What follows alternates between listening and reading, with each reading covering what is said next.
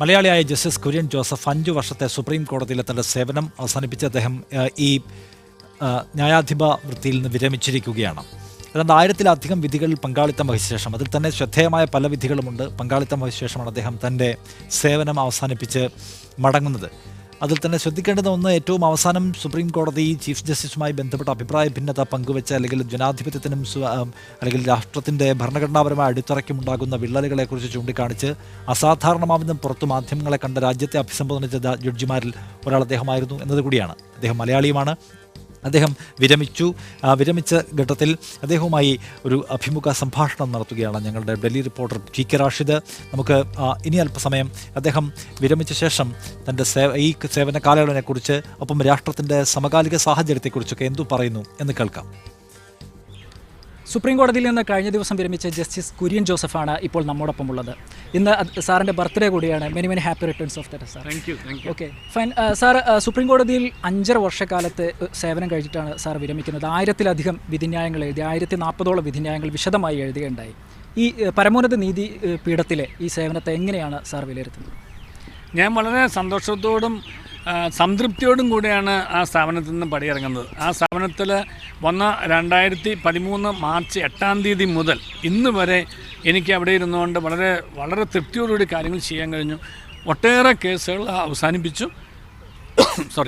അവസാനിപ്പിച്ച കേസുകൾ വഴിയായിട്ട് ഒട്ടേറെ മറ്റു തരത്തിലുള്ള കേസുകൾ, ഇപ്പോൾ സുപ്രീം കോടതിയിൽ ഒരു കേസ് അവസാനിക്കുന്ന വഴിയായിട്ട് സംഭവിക്കുന്നത് മറ്റ് കോടതികൾ അവർ തമ്മിൽ നിലവിലുള്ള കേസുകളോട് കൂടി അവസാനിക്കുക ചെയ്യുന്നു. അങ്ങനെ നോക്കുകയാണെങ്കിൽ ഒത്തിരി കേസ് സുപ്രീം കോടതിയിൽ തന്നെ 8000-ലധികം കേസുകൾ ഞാൻ അവസാനിപ്പിച്ചിട്ടുണ്ട്. വിശദമായ വിധിന്യായങ്ങൾ എഴുതിയതാണ് ഈ 1000-ലധികം എന്ന് പറയുന്നത്. അപ്പോൾ അതുകൊണ്ട് എനിക്ക് വളരെ സന്തോഷവും സംതൃപ്തിയും ഉണ്ട് അവിടെ ഇരുന്നുകൊണ്ട്. എന്നെ ഏൽപ്പിച്ച ഉത്തരവാദിത്തങ്ങൾ എൻ്റെ മനസ്സാക്ഷി അനുസരിച്ച് ഞാനെടുത്ത എൻ്റെ ഭരണഘടനാപരമായിട്ടുള്ള സത്യപ്രതിജ്ഞ അനുസരിച്ച്, ദൈവനാമത്തിൽ ഞാൻ സത്യപ്രതിജ്ഞ ചെയ്തു. ആ സത്യപ്രതിജ്ഞ അനുസരിച്ച് ഞാനെടുത്ത തീരുമാനങ്ങൾക്കനുസരിച്ച് എൻ്റെ ജോലി നിർവഹിക്കാൻ കഴിഞ്ഞു എന്നുള്ള പൂർണ്ണ സംതൃപ്തിയോടു കൂടിയാണ് ഞാൻ പടിയിറങ്ങിയത്. തീർച്ചയായും കഴിഞ്ഞ ദിവസത്തെ യാത്രയപ്പിൽ ഓരോരുത്തരുടെ വാക്കുകളിൽ അതുണ്ടായിരുന്നു. സാറ് ഏറ്റവും നൈസസ്റ്റ് ജഡ്ജ് എന്നാണ് അവിടെ വിശേഷിപ്പിക്കപ്പെട്ടത്.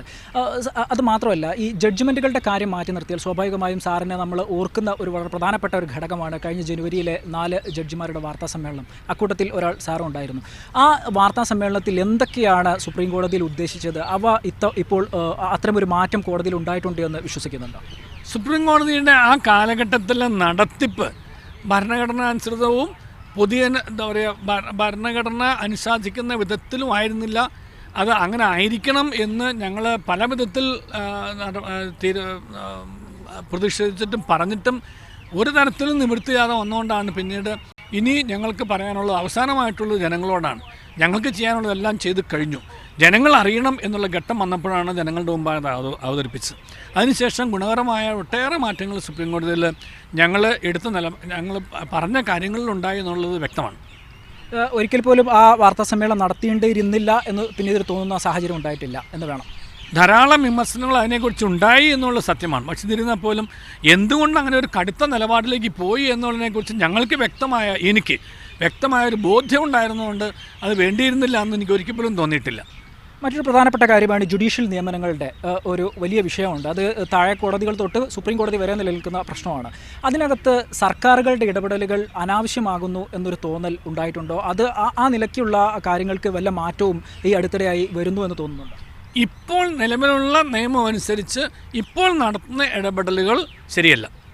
ചില ഇടപെടലുകൾ എന്ന് പറയുന്നത് ഇപ്പോൾ നിലവിലുള്ള നിയമം അനുസരിച്ച് പാടില്ലാത്തതാണ്. അപ്രകാരമുള്ള ഇടപെടലുകൾ നടത്താൻ പാടില്ല എന്ന് വ്യക്തമായിട്ട് ഞാൻ അറിയിച്ചിട്ടുണ്ട്. ഈ കേരള ഹൈക്കോടതിയിലടക്കം കൊളീജിയം ഹൈക്കോടതിയിലേക്ക് നൽകിയ ശുപാർശകളിലടക്കം സർക്കാരിൻ്റെ തീരുമാനങ്ങളിൽ അത് പിടിച്ചുവെക്കുകയും അതിലൊരു ജഡ്ജിയുടെ കാര്യത്തിൽ ഇപ്പോഴും തീരുമാനമെടുക്കാതിരിക്കുകയും ചെയ്യുന്ന സാഹചര്യം ഉണ്ടായിട്ടുണ്ട്. അതിനകത്ത് ഇനി കൊളീജിയം ഏതെങ്കിലും നിലയ്ക്കൊരു തീരുമാനം പുതുതായി എടുക്കാൻ പോകുന്ന ഒരവസ്ഥയുണ്ടോ? അതേക്കുറിച്ച് ഇപ്പോൾ പറയാൻ സാധിക്കുമോ? സർക്കാരിൻ്റെ ഭാഗത്തുനിന്നും അതുൾപ്പെടെയുള്ള കുറച്ച് നിയമന നിർദ്ദേശങ്ങൾ തിരിച്ചു വന്നിട്ടുണ്ട്. ആ തിരിച്ചു വന്ന നിർദ്ദേശങ്ങളെ സംബന്ധിച്ച് എന്തുകൊണ്ട് തിരിച്ചയച്ചു എന്നുള്ള കാര്യങ്ങളെക്കുറിച്ച് കൊളീജിയം തീർച്ചയായിട്ടും പുനഃപരിശോധിക്കും. മറ്റൊരു പ്രധാനപ്പെട്ട വിഷയം നമ്മൾ പൊതുവെ ഇപ്പോൾ ഇന്ത്യ മുഴുവൻ ചർച്ച ചെയ്തുകൊണ്ടിരിക്കുന്ന ഒരു വിഷയമാണ് ശബരിമല വിഷയം എന്ന് പറയുന്നത്. പക്ഷേ അതിൻ്റെ ആ വിഷയത്തിൻ്റെ ഉള്ളടക്കത്തിലേക്കല്ല ഞാൻ പോകുന്നത്. ആ കേസ് നമ്മുടെ മുമ്പിൽ വെക്കുന്ന ഒരു പൊതു ചർച്ചയുണ്ട്. മതങ്ങളുടെ ആചാരങ്ങളിലേക്ക് ഭരണഘടന അനുസരിച്ച് അതിനെ വ്യാഖ്യാനിക്കുന്നതിൻ്റെ പരിധി എത്രമാത്രമുണ്ട്, ആചാരങ്ങളിലേക്ക് ഇങ്ങനെ അതിനെ തലനാരിയിൽ കയറി പരിശോധിക്കുന്നതിൻ്റെ ലോജിക്ക്, അങ്ങനെയുള്ള അതിൻ്റെ യുക്തിയൊക്കെയാണ് ചോദ്യം ചെയ്യപ്പെടുന്നത്. എങ്ങനെയാണ് ഈ വിഷയത്തെ സാറ് നോക്കുന്നത് പൊതുവായി? ശബരിമല എന്നുള്ള വിഷയത്തെ സംബന്ധിച്ച് തീർച്ചയായിട്ടും ഞാൻ സംസാരിക്കുന്നത് പാടില്ലാത്തതാണ്, ഉചിതമല്ല, സംസാരിക്കുകയില്ല. പക്ഷേ മതവും ഭരണഘടനയുമായി ബന്ധപ്പെട്ട് ചിന്തിക്കുകയാണെന്നുണ്ടെങ്കിൽ ഭരണഘടന മത സ്വാതന്ത്ര്യം അനുവദിച്ചിട്ടുണ്ട്. ഇന്ത്യ ഒരു മതേതര രാഷ്ട്രമാണ്. ഏത് മതത്തിൽപ്പെട്ടവർക്ക്, ഏത് പൗരനും ഏത് മതത്തിൽ വിശ്വസിക്കാനും ഏത് മതം അനുസരിച്ച് ജീവിക്കാനും ഏത് മതം പ്രചരിപ്പിക്കാനുള്ള അവകാശമുണ്ട്. പക്ഷേ ആ അവകാശങ്ങൾ ഭരണഘടന പറയുന്ന ചില ചെറിയ നിയന്ത്രണങ്ങൾക്ക് വിധേയമായിട്ടായിരിക്കണം. ആ നിയന്ത്രണങ്ങൾ എന്താണെന്നുള്ളത് ഭരണഘടനയുടെ 25ാമത്തെ അനുച്ഛേദത്തിൽ പറയുന്നുണ്ട്. ആ അനുച്ഛേദത്തിൽ പറയുന്ന നിയന്ത്രണങ്ങൾ ലംഘിക്കാത്തോടത്തോളം കാലം ഒരു കോടതിക്കും ഭരണഘടനയുടെ ഒരു കോടതിക്കും ഒരു മതത്തെയും ഒരു മതവിശ്വാസത്തെയോ മത ആചാരത്തെയോ കൈയെടുത്താൻ പാടില്ല. ഇതിനകത്ത് വരുന്ന മറ്റൊരു ചോദ്യം ഈ വിശ്വാസങ്ങളെയും ആചാരങ്ങളെയും വെവ്വേറെ കാണണം എന്നുള്ളതാണ്. വിശ്വാസം എന്നത് ഒരാളുടെ കോൺസ്റ്റിറ്റ്യൂഷണൽ റൈറ്റായി നിൽക്കുമ്പോൾ തന്നെ ആചാരങ്ങളിൽ ഒരു പക്ഷേ കോൺസ്റ്റിറ്റ്യൂഷണൽ ലംഘനങ്ങളും ഉണ്ടായേക്കാം. ആ നിലയ്ക്ക് ഈ വിഷയത്തെ വേർതിരിച്ച് കാണാൻ കഴിയുമോ? അത് ഇപ്പോൾ നിലവിലുള്ള ഒരു പ്രശ്നവുമായി ബന്ധപ്പെട്ടതായതുകൊണ്ട് ഞാനിപ്പോൾ മറുപടി അറിയാം. കാരണം അല്ലെങ്കിൽ എനിക്ക് വ്യക്തമായ മറുപടി നിരീക്ഷണം ആ കാര്യത്തിൽ. ജസ്റ്റിസ് കുര്യൻ ജോസഫ് 5 വർഷത്തെ സുപ്രീം കോടതിയിലെ സേവനം അവസാനിപ്പിച്ച് അദ്ദേഹം വിരമിച്ചു മടങ്ങുകയാണ്. നിലവിലെ സാഹചര്യങ്ങളെക്കുറിച്ച് അദ്ദേഹം പറയുന്നു. ഒപ്പം സുപ്രീം കോടതിയിലിരിക്കെ എടുത്തിട്ടുള്ള നിർണായകമായ സ്റ്റെപ്സിൻ്റെ പ്രാധാന്യത്തെക്കുറിച്ച് കൂടി അദ്ദേഹം വിശദീകരിക്കുകയായിരുന്നു. ഇനി നമുക്ക് കുര്യൻ ജോസഫ് പടിയിറങ്ങുമ്പോൾ ഇദ്ദേഹത്തെക്കുറിച്ച് ഈ ജുഡീഷ്യൽ ഈ പറഞ്ഞ നിയമമേഖലയിൽ പ്രവർത്തിക്കുന്നവർക്കുള്ള അഭിപ്രായം കൂടി കേൾക്കണമല്ലോ.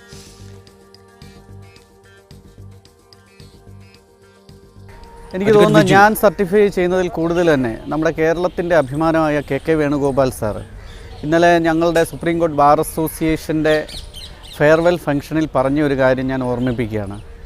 അതായത് ഒരു 1969 മുതൽ ഇങ്ങോട്ട് എടുത്തു കഴിഞ്ഞാൽ ഏറ്റവും നൈസസ്റ്റ് ജഡ്ജി ആരെന്ന് ചോദിച്ചാൽ അത് കുര്യൻ ജോസഫ് സാർ ആയിരിക്കുമെന്ന് പറഞ്ഞു.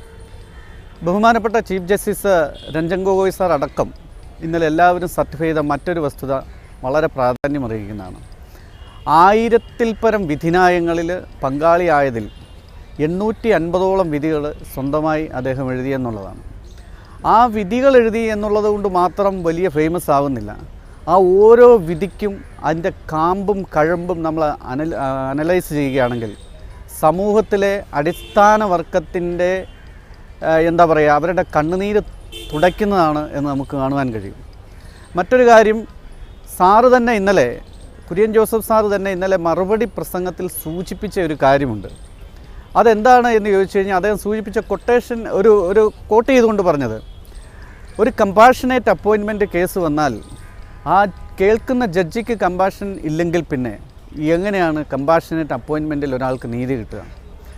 അത് അദ്ദേഹം സൂചിപ്പിച്ച വളരെ വളരെ വളരെ പ്രധാനപ്പെട്ട ഒരു കാര്യമാണ്. എന്നെ സംബന്ധിച്ച് ഒരു പേഴ്സണൽ അഭിപ്രായം പറയുകയാണെങ്കിൽ നിങ്ങൾക്കെല്ലാം അറിയാം, നമ്മുടെ കേരളത്തിലെ പ്രീത ഷാജിയുടെ കഥയറിയാം. പ്രീത ഷാജിയുടെ കേസിനകത്ത് അവർ ചിതയൊരുക്കി വീട്ടിൽ നിന്ന് ഇറങ്ങരുത് എന്ന് പറഞ്ഞ സർഫാസി കേസിൽ നമ്മുടെ കഴിഞ്ഞ സർക്കാരിൻ്റെ കാലത്ത് റബ്കോയിൽ ഏകദേശം 2000 തൊഴിലാളികളുണ്ട്.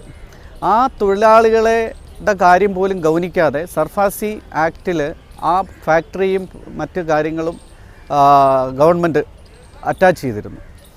ആ കേസ് വന്നിരുന്നത് ജസ്റ്റിസ് അനിലാർ ദവയുടെയും ജസ്റ്റിസ് കുര്യൻ ജോസഫിൻ്റെയും ബെഞ്ചിലാണ്. കേസ് വാദിച്ചത് ഞാനാണ്. അപ്പോൾ സർഫാസിയുമായി ബന്ധപ്പെട്ട് ഇന്ത്യയിലെ മുഴുവൻ കേസുകളും ആ കോടതിയിൽ വരികയുണ്ടായി അന്ന് പെൻഡിങ്ങിലുള്ള. അത് തീരുമാനിക്കുന്ന സമയത്ത് എല്ലാവരോടും 50% അടച്ചാൽ മാത്രമേ സ്റ്റേ തരുള്ളൂ എന്ന് പറഞ്ഞു, അതായത് പെൻഡിങ് ആയ തുകയുടെ. അപ്പോൾ ഞാൻ ഇന്നും ഓർക്കുന്നു, ഒരുപക്ഷെ ഞാൻ എൻ്റെ കരിയറിൽ മറക്കില്ല, സാറ് മറന്നിട്ടുണ്ടാവും, പക്ഷെ ഞാൻ മറക്കില്ല, റബ്കോക്കാരും മറക്കില്ല ആ കാര്യം. നിങ്ങൾ മാധ്യമങ്ങൾ അത് റിപ്പോർട്ട് ചെയ്തതുമാണ്. അന്ന് ആ കേസിനകത്ത് ഞാൻ പറഞ്ഞു 3000-ഓളം തൊഴിലാളികളെ ആണ് റോഡിലേക്ക് ഇറക്കുവാൻ വേണ്ടി പോകുന്നത് ഈ സ്ഥാപനം ഇല്ലാതായാലും. ആ സ്ഥാപനത്തെ സംരക്ഷിക്കുക എന്ന് പറഞ്ഞാൽ ആ 3000 തൊഴിലാളികളെ സംരക്ഷിക്കുക എന്നുള്ളതാണ്. അതുകൊണ്ട് ഇതിനകത്ത് ആർബിട്രേഷനും കൺസീലിയേഷനുമാണ് ഏറ്റവും പ്രധാനം. അങ്ങനെ ജഡ്ജിമാർ തമ്മിൽ അത് ഡിസ്കസ് ചെയ്തതിന് ശേഷം അഭിഭാഷകനായ ബിജു കേസിനകത്ത് തന്റെ അഭിപ്രായം രേഖപ്പെടുത്തുകയാണ്. അദ്ദേഹം ഏറ്റവും നൈസസ്റ്റ് ആയ ജഡ്ജി എന്ന അഭിപ്രായത്തെ പിന്താങ്ങുകയാണ്. അപ്പോൾ ആ നിലയ്ക്കൊരു നഷ്ടമാണ് അദ്ദേഹം പിരിഞ്ഞു പോകുമ്പോഴെന്നാണ് അദ്ദേഹം ചൂണ്ടിക്കാണിക്കുന്നത്.